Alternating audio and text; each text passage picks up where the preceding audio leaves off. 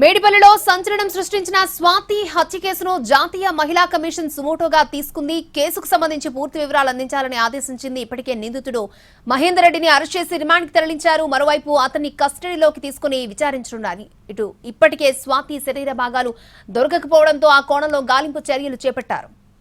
నిందితుడు మహేందర్ రెడ్డిని పోలీసులు అదుపులోకి తీసుకున్నారు. అయితే పోలీసులను మహేందర్ రెడ్డి తప్పుదోవ పట్టిస్తున్నారు. ముందుగా స్వాతి శరీర భాగాలను మూసీలో వేశారని చెప్పడంతో 10 కిలోమీటర్ల మేర గాలించారు. అయినా ఫలితం లేకపోవడంతో మరొకసారి విచారించారు. అయితే శరీర భాగాలకు రాళ్లు కట్టి వేయడంతోనే శరీర భాగాలు దొరకడం కష్టంగా మారింది.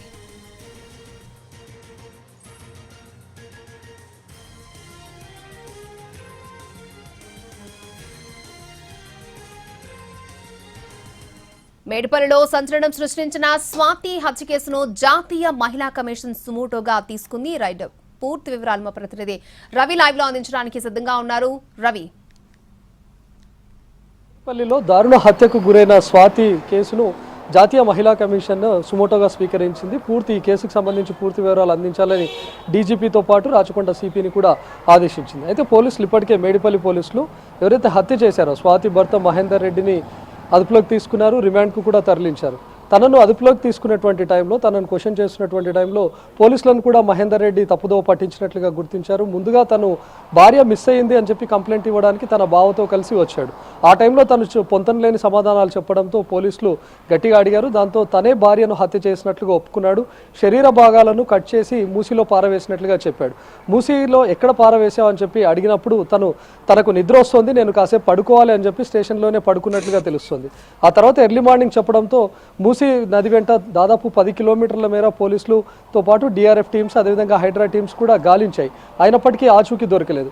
మూసీలో ఉధృతి ఎక్కువగా ఉంది కాబట్టి, వాటర్ ఫ్లో ఎక్కువగా ఉంది కాబట్టి ఆల్మోస్ట్ కొన్ని కిలోమీటర్ల మేర ఈ శరీర భాగాలన్నీ కూడా కొట్టుకుపోయి ఉంటాయని పోలీసులు భావించారు. కానీ ఆ తర్వాత అనుమానం వచ్చి మరొకసారి పోలీసులు మహేందర్ రెడ్డిని గట్టిగా అడిగినప్పుడు తను మరొక విషయాన్ని చెప్పాడు. నేను మామూలు కవర్లలో పాడవేయలేదు, ఇంటిపైన ఉన్నటువంటి ఇటుక రాళ్లను కూడా తీసుకొని వాటికి శరీర భాగాలను చుట్టానని చెప్తున్నాడు. అంటే తల భాగం మొత్తాన్ని కూడా ఇంటిపైన ఉన్నటువంటి ఇటుక పిల్లలకు చుట్టి దాన్ని కవర్లో వేసి దాన్ని పారవేశానని చెప్తున్నాడు.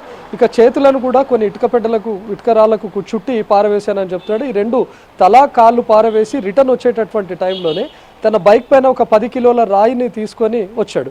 ఆ రాయికి ఈ కాళ్ళను చుట్టి మళ్ళీ దాన్ని మరొక కవర్లో వేసి పారవేశాడు. అంటే పోలీసులు ఎప్పుడైతే అటు హైడ్రా టీమ్స్ కానీ లేకపోతే డిఆర్ఎఫ్ టీమ్స్ కానీ పోలీసులు కానీ మూసీలో కొట్టుకుపోయి ఉంటాయని చెప్పి వరద ప్రవాహంలో వెతుకుతూ ఉన్నారు. కానీ ఎప్పుడైతే రాళ్లకు కట్టి వేశాడో అని చెప్పడంతో ఎక్కడైతే పారవేశాడో అదే స్పాట్లో నిన్న పాతాళ గడియతో కూడా వెతకడం ప్రారంభించారు. అక్కడ కూడా నిన్న ఆల్మోస్ట్ 10 గంటల పాటు వెతికినా కూడా ఎలాంటి ఆచూకీ కూడా లభ్యమవ్వలేదు. తల కానీ కాళ్ళు కానీ చేతులు కానీ ఏవి కూడా కనీస చిన్న ఆనవాళ్ళు కూడా లభ్యమవ్వలేదు.